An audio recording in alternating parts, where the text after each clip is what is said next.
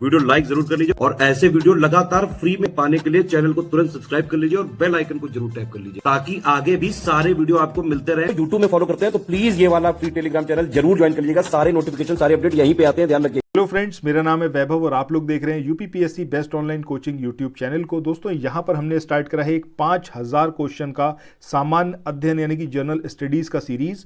सो अगर आपने अभी तक इसको फॉलो करना स्टार्ट नहीं किया है तो तुरंत करिए। कोई भी पेपर हो आपका, हर किसी पेपर के हिसाब से बहुत इंपॉर्टेंट है ये पूरी सीरीज। सो इसमें पूछे गए जितने भी क्वेश्चन हैं उनको ट्राई करिएगा, कमेंट सेक्शन में आंसर करने की कोशिश करिएगा विदाउट गूगलिंग। गूगल सर्च नहीं करना है, अपने दिमाग को सर्च करना है, दिमाग को सर्च करके आप आंसर वहां पर दीजिए। ठीक है, इस प्रैक्टिस को जितना ज़्यादा आप करेंगे उसमें आपको उतना ही बेनिफिट होगा आपके एग्जामिनेशन में रिकॉल करने में। यहाँ पर जितने क्वेश्चंस आपको आएंगे स्क्रीन पर वो सारे क्वेश्चंस बहुत ज़्यादा इंपॉर्टेंट है, पेड ग्रुप के क्वेश्चंस हैं, but videos are absolutely free.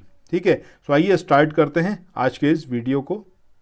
तो आज के इस वीडियो का जो पहला क्वेश्चन है इसमें आपसे पूछा गया है कि निम्नलिखित ऐतिहासिक घटनाओं का जो है उनको कालक्रम अनुसार आपको व्यवस्थित करना है, यानी कि क्रोनोलॉजिकली आपको इसको अरेंज करना है।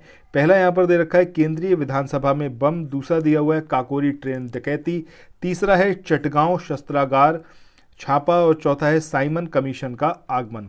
अब देखिए यहाँ पर कोई भी अगर आप क्वेश्चन देखेंगे उसमें अगर इस तरीके का होगा कि आपको क्रोनोलॉजिकली अरेंज करना है तो सबसे पहली चीज़ ये है कि आपको पता होना चाहिए कि ये कब कब घटनाएं हुई थी।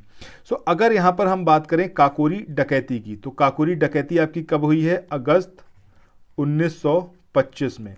इसके बाद अगर हम बात करें केंद्रीय विधानसभा में जो बम फेंका गया ये कब की घटना है? ये है आपकी अप्रैल 1929 की। तो नेक्स्ट इवेंट की बात करें ये है आपका साइमन कमीशन का आगमन जो कि 1928 का इवेंट है। इसके बाद चटगांव अरमरी रेड्स की बात करें तो ये जो छापा पड़ा अरमरी रेड थी ये आपकी 1930 की है।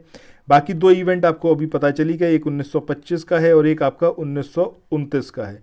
अब आपको सिंपली इसको अरेंज करना है तो सबसे पहले आपका क्या आएगा? सेकंड वन आएगा। इसके बाद नेक्स्ट जो आएगा वो क्या आएगा? आपका फोर्थ आएगा। इसके बाद फर्स्ट इवेंट आएगा, उसके बाद ये थर्ड इवेंट आएगा, यानी कि 2 4 1 3 जो होगा वो यहाँ पर हमारा सही आंसर होगा। तो सही आंसर यहाँ पर क्या होगा आपका? Option C 2 4 1 3। अच्छा, यहाँ पर कमेंट सेक्शन में मुझे ये बताइएगा कि ये जो केंद्रीय विधानसभा में बम फेंका गया तो इसमें कौन कौन इन्वॉल्व था? काकोरी ट्रेन डकैती ये इवेंट जो था ये किसकी सरपरस्ती में हुआ? कौन कौन से क्रांतिकारी इसमें शामिल थे?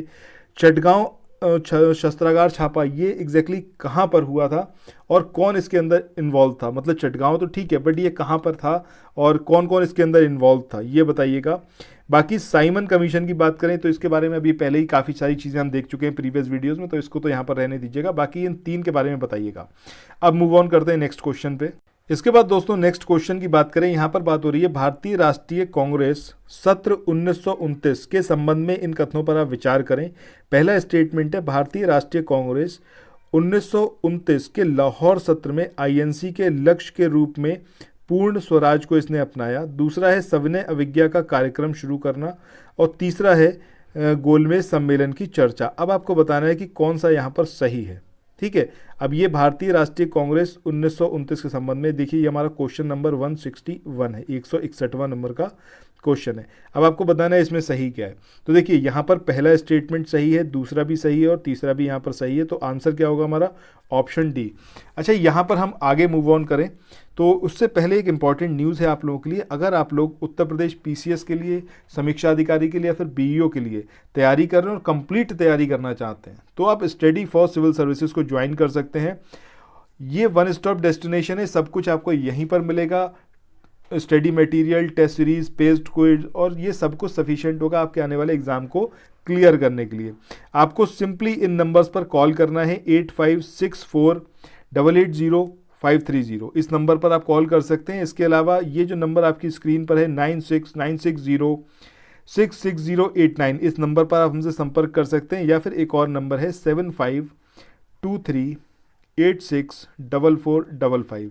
इन तीनों में से किसी भी नंबर पर कॉल करके आप संपर्क कर सकते हैं और लेटेस्ट ग्रुप जो स्टार्ट किए जा चुके हैं उसमें आप ज्वाइन कर सकते हैं। इसके बाद मूव ऑन करते हैं नेक्स्ट क्वेश्चन पे। दोस्तों अगले क्वेश्चन की बात करें, यहाँ पर लिखा हुआ है कि राष्ट्रीय नेताओं द्वारा 1932 के सांप्रदायिक पुरस्कार के विरोध के कारण क्या थे? पहला, यहाँ पर लिखा हुआ है कि भैया अलग अल्पसंख्यक के आधार पर चुने जाने वाले विधानसभाओं में प्रत्येक अल्पसंख्यक को कई सीटों के लिए आवंटित पुरस्कार। दूसरा है अवार्ड में डिप्रेस्ड क्लासेस को अल्पसंख्यक समुदाय घोषित किया गया। अब आपको बताना है कि कौन सा यहाँ पर सही है। तो देखिए पहला स्टेटमेंट यहाँ पर सही है, साथ ही साथ दूसरा स्टेटमेंट भी यहाँ पर सही है। अच्छा, कमेंट सेक्शन में ये बताइएगा, ये जो कम्युनल अवार्ड थे उस टाइम पर जो इंग्लैंड था वहाँ पर पीएम कौन थे, प्राइम मिनिस्टर कौन थे, ये बताइएगा। और कम्युनल अवार्ड इसके समर्थन में कौन कौन नेता थे उस टाइम पर, ये ज़रा दो बातें कमेंट सेक्शन में आप लोगों से एक्सपेक्टेड है, बताइएगा इनको। इसके बाद दोस्तों नेक्स्ट जो हमारा क्वेश्चन है ये 163 नंबर का क्वेश्चन है, 163 नंबर का, जिसमें सुभाष चंद्र बोस के संबंध में निम्नलिखित कथनों पर आपको विचार करना है। पहला जो यहाँ पर स्टेटमेंट दिया हुआ है, इस स्टेटमेंट में आपको बताया गया है कि वह सविनय अवज्ञा आंदोलन के निलंबन के पक्ष में थे। ठीक है। दूसरा स्टेटमेंट जो है इसमें आपसे बोला गया है कि वह 1931 में गांधी इरविन समझौते पर हस्ताक्षर करने के खिलाफ थे। तीसरा स्टेटमेंट है कि उन्होंने 1930 में नमक सत्याग्रह आंदोलनों में भाग नहीं लिया था। अब आपको यहाँ पर बताना है कि कौन कौन से स्टेटमेंट यहाँ पर कैसे हैं, गलत हैं। तो देखिए पहले स्टेटमेंट की बात करें तो पहला स्टेटमेंट यहाँ पर गलत है, क्योंकि वह जो थे सविनय अवज्ञा आंदोलन के निलंबन के पक्ष में नहीं थे। ठीक है। इसी तरीके से तीसरे स्टेटमेंट की बात करें कि उन्होंने 1930 में नमक सत्याग्रह आंदोलन में भाग नहीं लिया, दिस इज ऑल्सो इनकरेक्ट।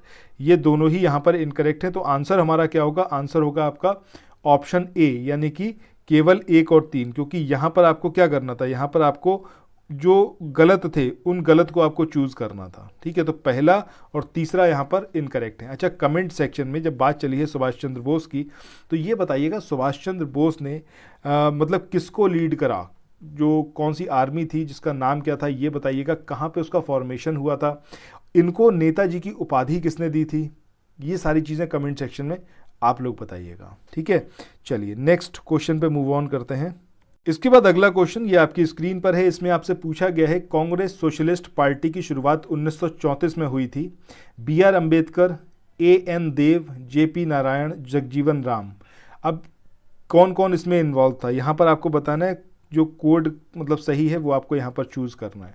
सो देखिए यहाँ पर अगर हम बात करें किसकी, डॉक्टर अंबेडकर की, तो डॉक्टर अंबेडकर इसमें शामिल नहीं थे, ये तो यहाँ पर इनकरेक्ट है। ठीक है। अब कौन कौन इसमें शामिल था, एक आपके जो AN देव थे ये इसमें शामिल थे, दूसरे जो JP नारायण थे ये इसमें शामिल थे। ठीक है। तो आंसर हमारा क्या होगा, वो जिसमें केवल 2 और 3 हो, यानी कि जो C आंसर है, C ऑप्शन है, ये हमारा यहाँ पर सही होगा। ठीक है। सो इसके साथ ही आज के इस वाले सेशन को यहाँ पर एंड करते हैं। आई होप ये इंटरेस्टिंग लगा होगा वीडियो। जाते जाते एक क्वेश्चन आखिरी आपसे और ज़रूर पूछेंगे कि ये जो कांग्रेस सोशलिस्ट पार्टी की शुरुआत की गई थी, इसका रीज़न क्या था, क्यों इसको शुरू किया गया था और कहाँ से इसको शुरू करा गया था, कौन से स्टेट से, ये कमेंट सेक्शन में आप लोगों से एक्सपेक्टेड है। और फिर मिलते हैं नेक्स्ट वीडियो में। Till then thank you so much, have a nice day, bye bye.